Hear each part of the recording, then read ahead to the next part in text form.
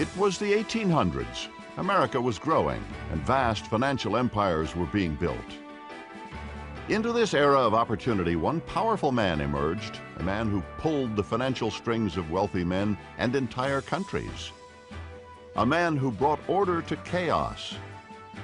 J. Pierpont Morgan. Twice, he was called on by American presidents to save the nation's economy. Both times, he was criticized for wielding the power to be able to do so. He amassed a personal fortune, spending his riches in ways that inspired some and outraged others. He was corpulent and intimidating. One contemporary said, meeting his blazing dark eyes was like confronting the headlights of an express train bearing down on you. J. Pierpont Morgan was as powerful as a world leader. Wall Street was his empire.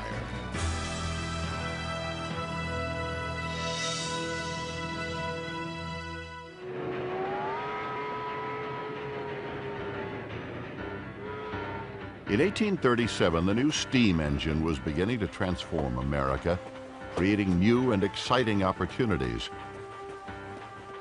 It was into this world of possibility that John Pierpont Morgan was born on April 17th in Hartford, Connecticut.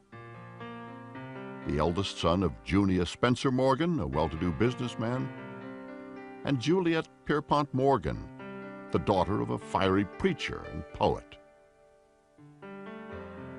Young Pierpont was greatly influenced by both of his grandfathers.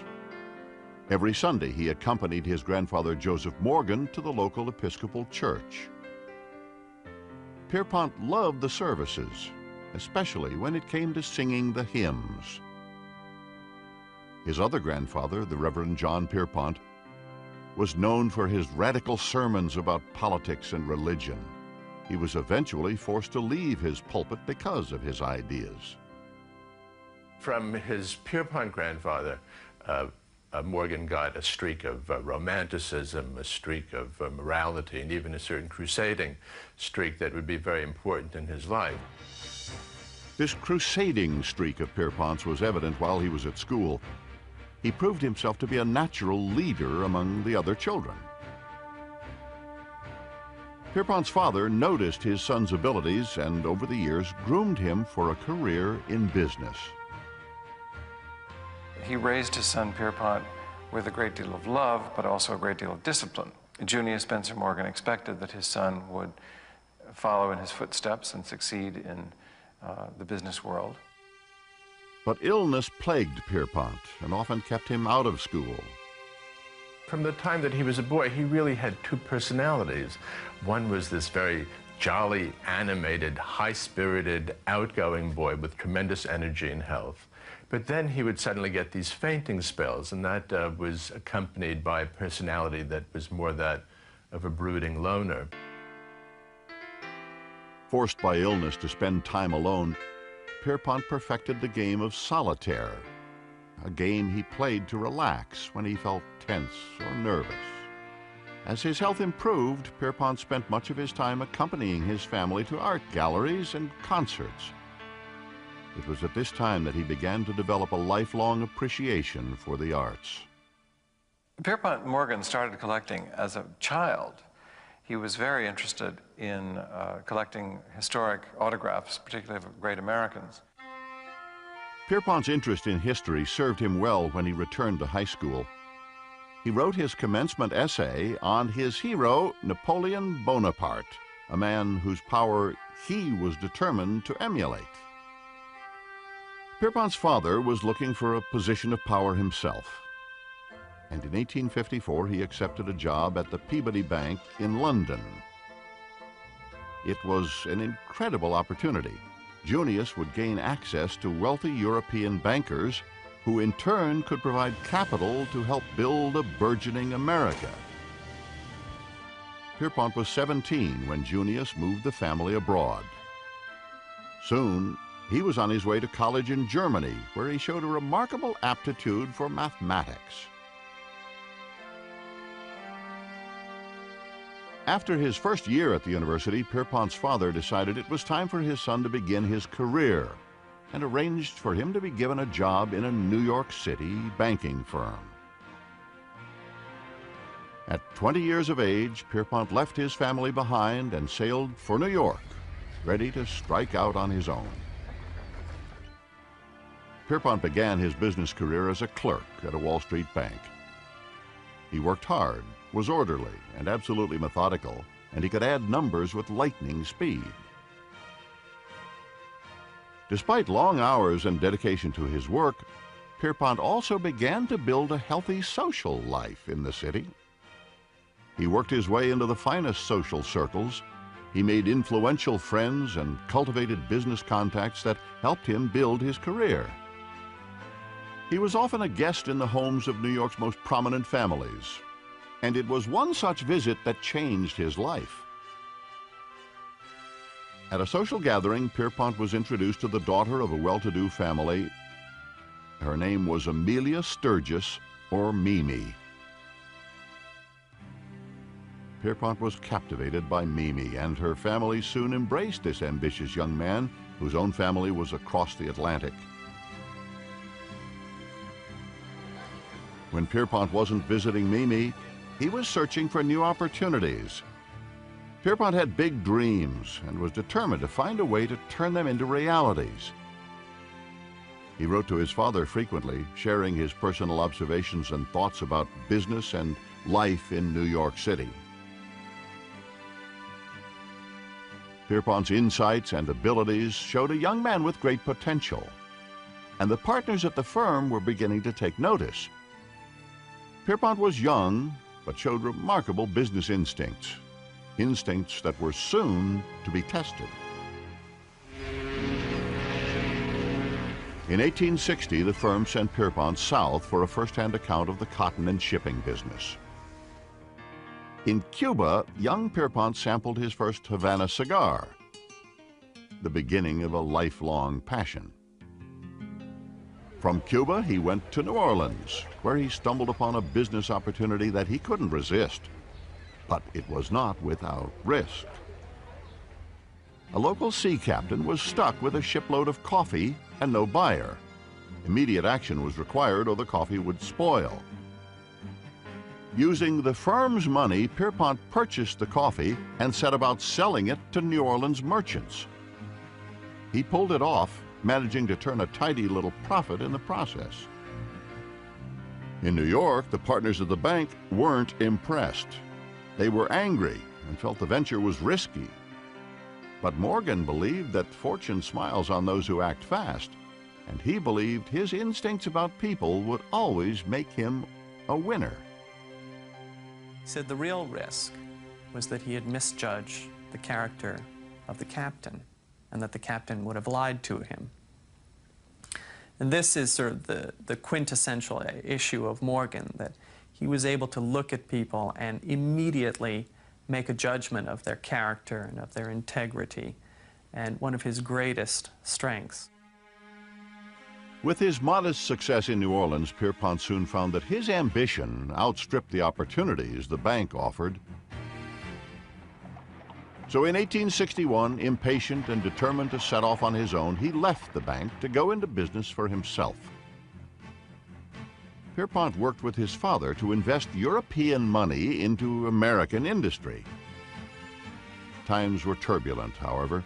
Civil war threatened the country. But young Pierpont was smart and was backed by a powerful and influential father. America needed capital to grow, and Pierpont Morgan wanted in on the action of supplying it.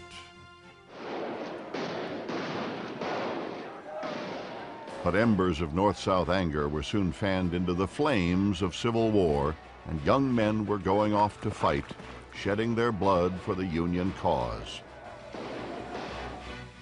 Like other young men of means, Pierpont was able to avoid the draft. He paid a substitute $300 to take his place and called him the other J.P. Morgan. Not fighting in the war enabled Pierpont to concentrate on his work. And business was booming. Long hours at the office were made bearable by his blossoming love affair with Mimi. Pierpont was coming into his own. but his personal fortunes eventually took a turn for the worse. During the summer of 1861, 3 years after they had met, Mimi was diagnosed with tuberculosis, almost always fatal in the 19th century. Pierpont was devastated. Immediately, he took control of the situation. He proposed to Mimi, promising her that he'd help find a cure. He was deeply in love with Mimi. He married her in the family house in New York. In fact, he had to carry her downstairs for the ceremony. Pierpont immediately took Mimi to Algiers for their honeymoon. He thought the tropical climate might save her. When Mimi's condition worsened, he brought the best specialists to attend to her. But his efforts were in vain. 4 months after their marriage, on February 17, 1862, Mimi died in Pierpont's arms. Here's an extraordinary outpouring of somebody trying to control life in some way. It was a terrible loss for him, and he failed. But he knew what he was getting into, oddly enough. He was daring, and almost he was daring death in some sort of dramatic way, and attempting to control it. The ordered, controlled life that Pierpont had made for himself was turned upside down, imbued with a dark chaos. He made plans to return to New York. He didn't know how he would survive the ordeal.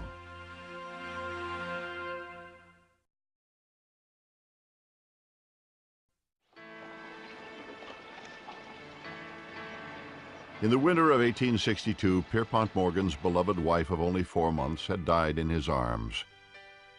He returned to New York a changed man. The loss was so powerful that, in a way, it forced him to keep his genuinely emotional nature under tight control. Pierpont immersed himself in his business. It helped him deal with the loss of Mimi. He continued to work with his father, directing European investments into American industry. Pierpont was looking for a larger platform, but for now, attending to his father's wishes kept him busy and helped him overcome his grief. However, not all his time was taken up with his new business ventures. He found distraction and entertainment in his social activities around town. Pierpont also remembered the comfort that the Episcopal Church had offered when he attended Mass with his grandfather Morgan. He joined St. George's Church and immersed himself in its activities. As he continued to grieve for Mimi, the church provided a type of redemption that Pierpont didn't expect. It was there that he met the young, beautiful Fanny Tracy. The daughter of a prominent attorney, she was at first put off by Pierpont's gruff demeanor, but soon she warmed to his affections. After a year-long courtship, Pierpont and Fanny were married at St. George's Church on May 31st, 1865. In their first year together, Fanny gave birth to a daughter. They named her Louisa. Over the next several years, Fanny gave Pierpont a son and 2 more daughters. Pierpont bought a beautiful summer home for his growing family. It was a large Victorian house with a view of the Hudson River. But once again, Pierpont's health began to fail. He was plagued by frequent headaches and dizzy spells. He also suffered from a skin condition called acne rosacea. It had the terrible effect of inflating his nose, and it was really just an awful eyesore. And for that reason, all the pictures of Pierpont are actually retouched to reduce the size of his nose. Pierpont's doctors recommended rest and relaxation. He took their advice by choosing a new hobby that not only improved his health, but his business prospects as well. He bought a 165-foot yacht and named it the Corsair. On the Corsair, business and pleasure went hand in hand. Pierpont's prospects were bright. At 33 years of age, he had a beautiful family, a yacht, 2 homes, and was earning more than $75,000 a year. a huge amount in a time when $2,000 was a comfortable living. He even thought of retiring, but once again his father intervened. To change Pierpont's mind, Junius suggested a partnership with the powerful banker Anthony Drexel. Under Pierpont's leadership, the new company quickly became a powerhouse in international finance.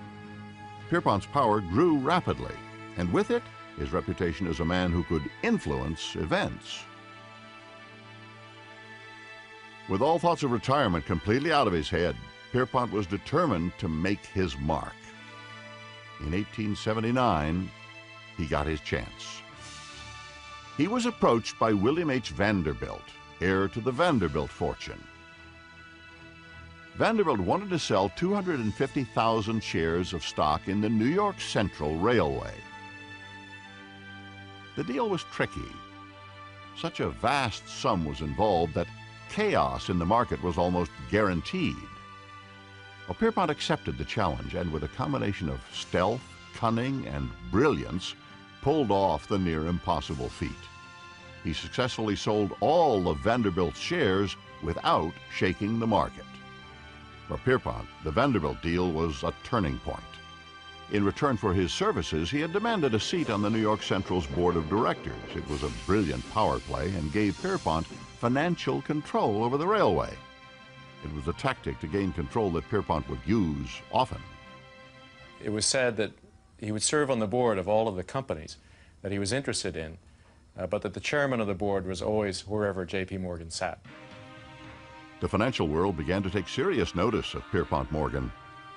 He was fast becoming Wall Street's darling deal maker, and his reputation for business savvy was matched only by his reputation for getting what he wanted. Physically, Morgan was an overwhelming presence. He had piercing black eyes that could seem to look through people and read their minds. He had his enormous, disfigured, discolored nose that intimidated people, and he knew it. Morgan was called upon to use his power and influence to clean up another financial mess. Two of the largest railroads in America were locked in a destructive financial battle. They had built lines next to each other in their attempts to compete. But competition had created chaos. Money was wasted on unproductive and unprofitable new tracks. Collapse of one or both of these railroads was imminent and would spell disaster for investors, many of whom were represented by Junius and Pierpont Morgan. Pierpont was called in to help. As far as the British investors were concerned, the railroads were the Wild West, wild, woolly, and lawless, and they felt that Pierpont Morgan was the sheriff who would ride in and clean it up. Pierpont's strategy was a stroke of genius that revealed his determination to have things his way. His solution was to call a meeting of railroad owners aboard his yacht. Just a leisurely boat ride along the Hudson to discuss a possible agreement. Once aboard, Morgan let the men know that he expected a compromise. Time passed. The boat sailed up and down the Hudson River. It was soon apparent that Morgan would not let the railroad owners off the boat until they came to an agreement. Morgan was a very flamboyant and almost operatic figure, and like all great actors, he liked to have great stage sets for his big set pieces. He found that very often, in order to get a business deal, it helped to isolate people and also to set a deadline. Morgan's plan worked. The railway owners agreed to stay out of each other's territory. Morgan's outrageous tactics earned the agreement a special name. It became known as the Corsair Pact. By the end of the 19th century, Pierpont Morgan had become a tycoon in his own right. He was no longer living in the shadow of his father. But once again, just as he was enjoying his success, a series of personal tragedies struck. In the winter of 1884, Pierpont's mother, Juliet, died in London. Then in April of 1889, Pierpont took Fanny and their children to visit his father in the south of France. It was the last time they would see Junius alive. In April of 1890, Junius Morgan was killed in a carriage accident. The death of his father signaled a change in Pierpont Morgan's own life. Junius's estate was worth over $14 million, and Pierpont received the lion's share. I think that Pierpont Morgan's father's death did have a profound effect upon him. I think that effect was a liberating one. When his father died in 1890, it set Pierpont Morgan free. One of the first things Morgan did with his large inheritance was to build a bigger, more elaborate yacht. This one measured over 241 feet, one of the largest pleasure vessels afloat. When somebody asked Morgan how much it cost to keep such a large yacht, he answered, "If you have to ask, you can't afford it." Between the yachting ventures and the business deals, Morgan's family saw little of him. While he may have spent a lot of time away from home, Morgan still had a profound effect on his children. His only son, Jack, was groomed as the heir apparent. After graduating from Harvard in 1889, he began work as an apprentice on Wall Street.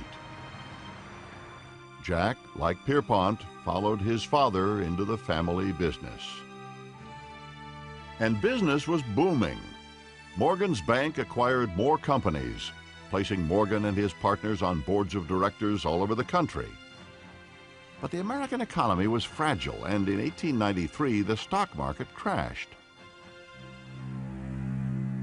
The nation was thrown into a devastating depression. More than 100 railroads declared bankruptcy, causing a domino effect that threatened other businesses and promised complete collapse of the economy. Once again, powerful men called upon Pierpont Morgan to bail them out. Morgan reorganized the railroads by streamlining operations and was quickly able to reverse the downward spiral. But his help came at a price. Morgan gained financial control over many of the companies he had consolidated. His far-reaching control coined a new term, remorganization. Morgan was becoming one of the most powerful men in the world, and powerful enemies were beginning to emerge.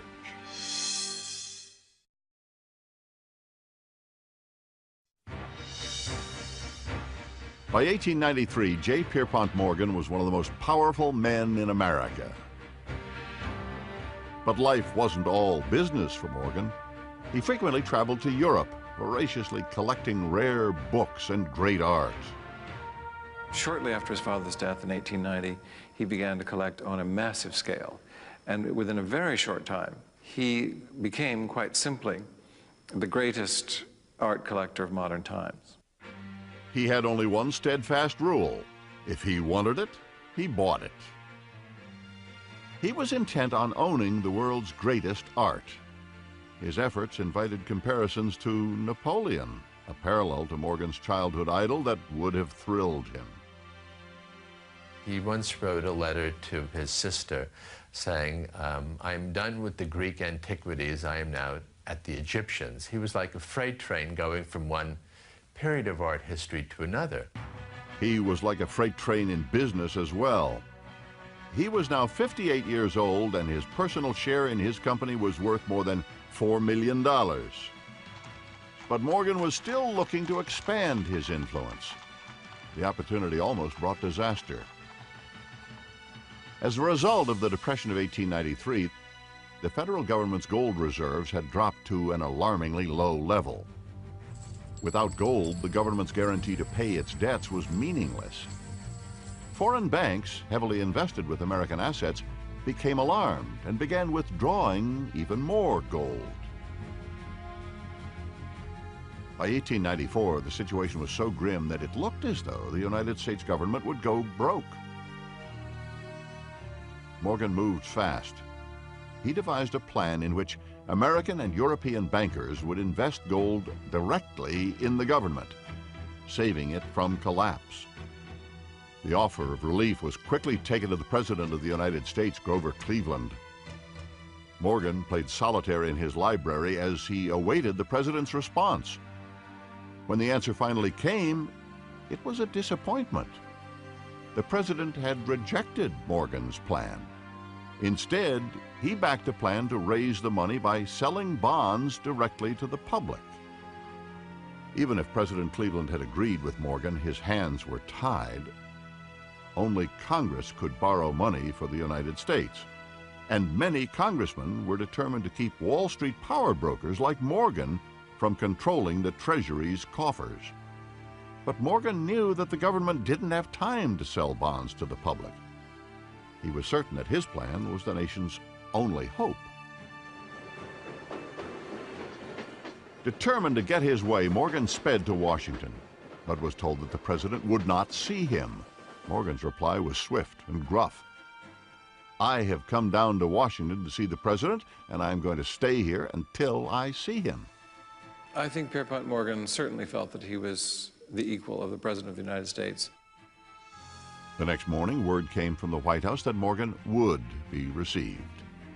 During the meeting with the President and other cabinet members, the United States Treasurer was given an urgent message. Turning to the group, he announced that only $9 million in gold was left in the Treasury. Morgan seized that opportunity. He pointed out that he knew of a $10 million draft about to be presented against the Treasury. "If that $10 million draft is presented, you can't meet it," declared Morgan. "It will be all over by 3 o'clock. President Cleveland thought it over. "What suggestions do you have to make, Mr. Morgan?" Morgan had a plan. He had discovered an outdated statute from the Civil War. It allowed the Treasury to buy gold. No longer used, but still in effect, it was the loophole needed to circumvent Congress and allow the Treasury to implement Morgan's plan. President Cleveland agreed. Within days, the flow of gold began to run back into the Treasury, completely halting the financial crisis. Many hailed Morgan as a hero, praising his patriotism and selflessness. Others accused him of manipulating the government and collecting a profit. People began to decide that Pierpont had too much power to be able to save the government of the United States. It's an extraordinary thing. And therefore, the only way that he could have done it is by having some sort of evil capability. With the chaos, uncertainty, and intense criticism that often plagued Morgan's life, there was one source of stability: St. George's Church.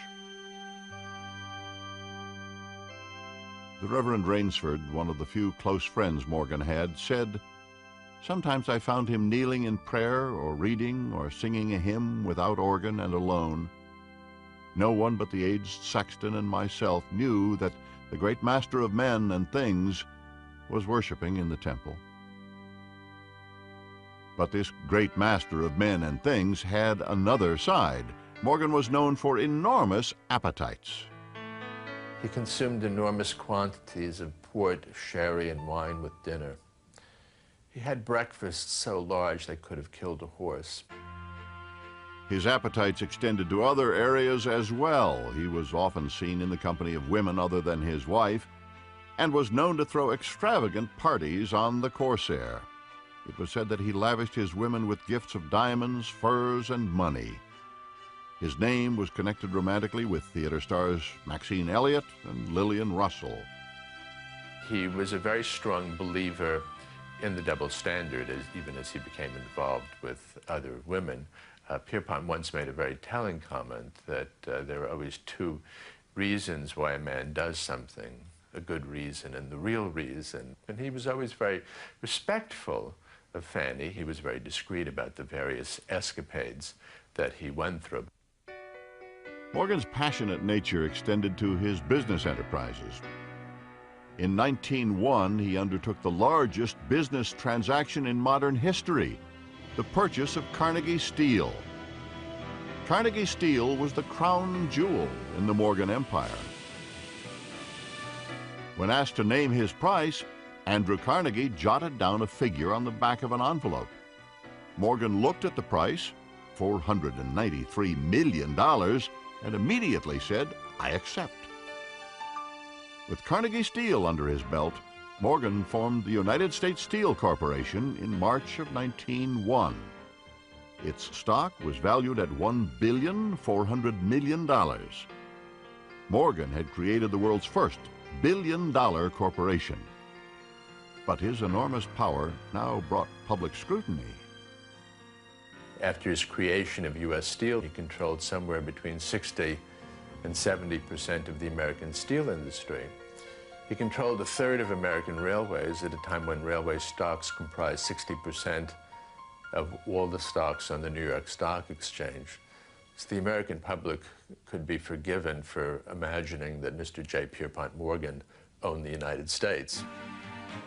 Morgan had reached the pinnacle of his power, and it looked as though nothing could stop him. Right after the creation of U.S. Steel, Morgan formed another massive company, merging two of the nation's largest railroads. It was called Northern Securities.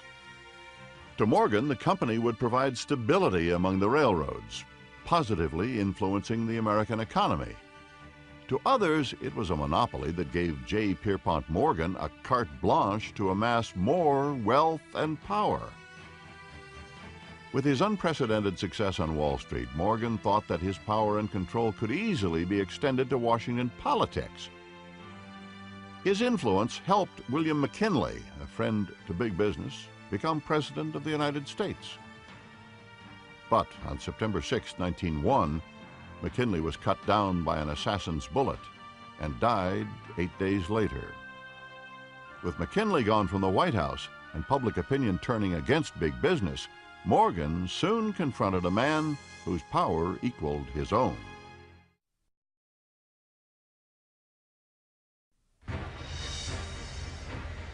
New York in 1901 was buzzing with power, money, and influence. And in the center of it all was the most powerful man in the nation, J. Pierpont Morgan. He had a very powerful presence. Descriptions of him walking up and down Wall Street, pushing people out of the way. But the fact is, he didn't have to push people out of the way. They saw him coming and they leapt out of the way. And he needed all his power and influence as events forced Morgan into the toughest fight of his life. Theodore Roosevelt became president after McKinley's assassination and immediately set out to rethink government support of big business. He was an unknown entity, but to the extent that people in New York knew his record, they also knew that he was something of a loose cannon who had gone on record as criticizing businessmen. 4 months after Roosevelt became president, Morgan found out firsthand where that cannon was pointing. The Attorney General of the United States, Philander C. Knox, set out to prosecute Morgan's Northern Securities Company for breach of the Sherman Antitrust Act of 1890. Roosevelt was determined to break up the trusts and return power to the little guy, and he would use Morgan to set the example. For the second time in his career, Morgan rushed to Washington to see the president. In a meeting at the White House, Morgan protested to Roosevelt that he should have been given a chance to restructure Northern Securities himself. "That is just what we did not want you to do," the president replied. "If we have done anything wrong," said Morgan, "send your man to my man and they can fix it up." "That can't be done," Roosevelt said. The Attorney General added, "We don't want to fix it. We want to stop it." Morgan was furious. No politician would tell J. Pierpont Morgan how to run his business. Morgan went to the courts and fought the breakup of his company, but the decision was upheld by the Supreme Court. Northern Securities was officially dissolved. Pierpont Morgan resented Theodore Roosevelt, finally. And once when he heard that Roosevelt was going off to Africa on a safari, Morgan said, "Good, I hope the first lion that meets him does his duty." Morgan knew he had been beaten, but he wasn't about to give up. He was still powerful and just as determined to control and influence events as ever. Despite their father's frequent absences and his immersion in business affairs, Morgan's children were successful and well established in their personal lives. Morgan delighted in his grandchildren. His gruff demeanor softened when he was around them. With his children on their own, Morgan had more time to pursue his travels and his collecting. But his purchases had outgrown his house, so he decided that he would have a library built to display his treasures. He spared no expense. That a building of this magnitude would be built as a private library for a private person in New York was an extraordinary thing. Morgan also gave enormous amounts of money away. In addition to his numerous charities, he gave close to $2 million to build monuments to his father at Harvard University and the Wadsworth Atheneum, a museum in his hometown of Hartford. It was in his new library, however, that Morgan would achieve his final crowning glory. In the fall of 1907, another panic hit Wall Street. One of America's largest trust companies had collapsed, sending shockwaves throughout the American economy. In Washington, President Roosevelt saw political disaster loom large. Immediate action was required, and Roosevelt's advisors knew that there was only one man with the power to save the nation. The president who had prosecuted Morgan for having too much control was about to hand that control back to him. Roosevelt sent the Secretary of the Treasury to New York with $25 million in government funds to be placed at Morgan's disposal. Morgan used the money strategically and bought the national economy some time. But there was more work to be done. The public was in a panic. Trusts were continuing to fail as people rushed to withdraw their money. The situation looked desperate, but Morgan had a plan. He reasoned that by rescuing the failing trusts, it might reverse the downturn and restore public confidence. He knew the answer was to get the larger trusts to invest money in their weaker competitors. This wasn't easy, but Morgan's powers of persuasion were unmatched. He gathered the trust company presidents in his study in the library beneath the gaze of his statues of saints and Madonnas. He cast a long, penetrating look at each man and launched into a plea for cooperation that at times sounded like a command. He left the presidents to debate the merits of the plan. Morgan then walked to the front door of the library, locked it, and removed the key. He retired to another room and played solitaire, waiting for a solution. Hours passed, and still the men could not agree on Morgan's plan. But they would agree eventually. Morgan had locked them in. No matter what it took, the bankers would see things Morgan's way, or they'd stay in his library forever.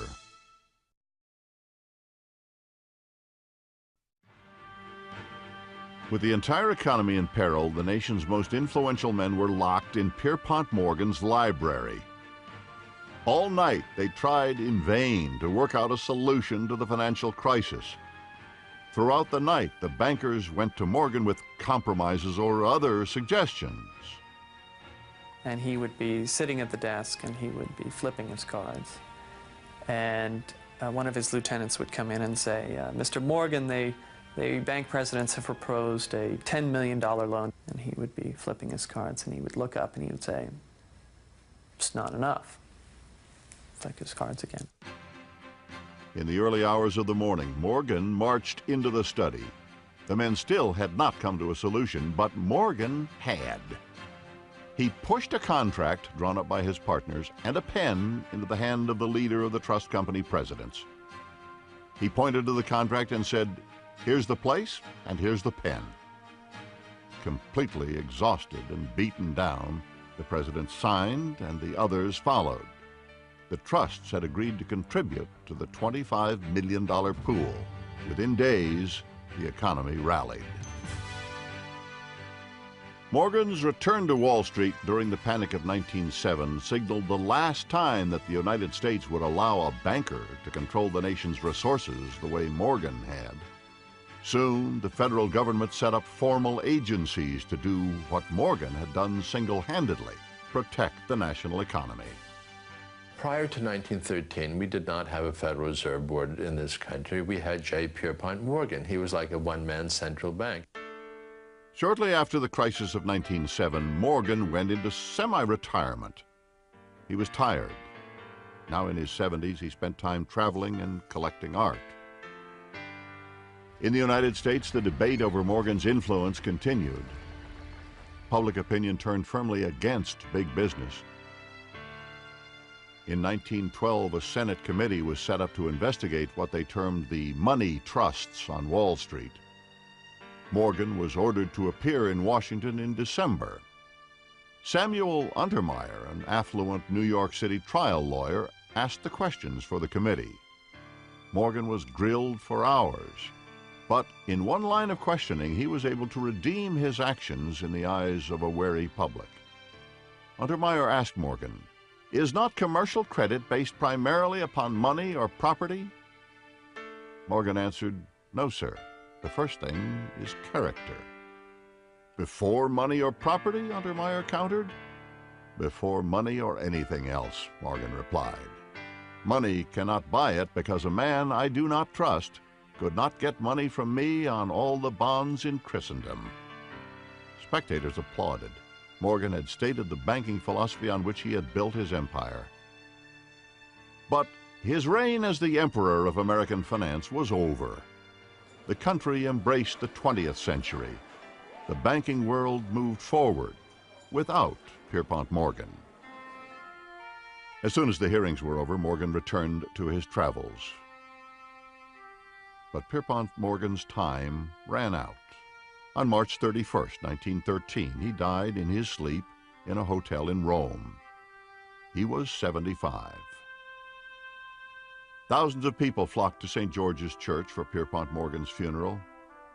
His body was taken to Hartford, where he was buried in the family plot.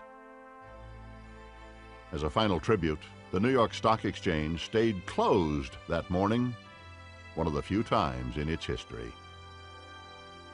Upon his death, Morgan's personal fortune was estimated at over $68 million. His art collection alone was worth another $60 million. His wife Fanny lived well into her 80s, dying in the home she shared with her husband. Morgan's son Jack took control of J.P. Morgan and Company, which held control over banking and other institutions with assets of over $2 billion. The firm still exists today. Morgan left his greatest treasure, his art collection, to the American people. Many of his works were donated to the Metropolitan Museum of Art and the Wadsworth Athenaeum.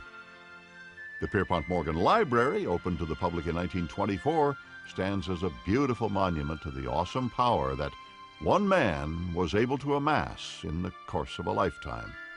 In a way, Pierpont Morgan is our Napoleon. We're fascinated by him. We're fascinated by his sense of control over his environment. We're fascinated by his successes. We're even more fascinated by his failures and his escapes. After Morgan's death, his once bitter rival Theodore Roosevelt summed up Morgan's life. "Mr. Morgan was politically opposed to me, yet whenever I was brought into contact with him, I was struck not only by his very great power, but by his sincerity and truthfulness." J. Pierpont Morgan used his integrity and his influence to transform Wall Street at the turn of the century. In the process, he changed America forever.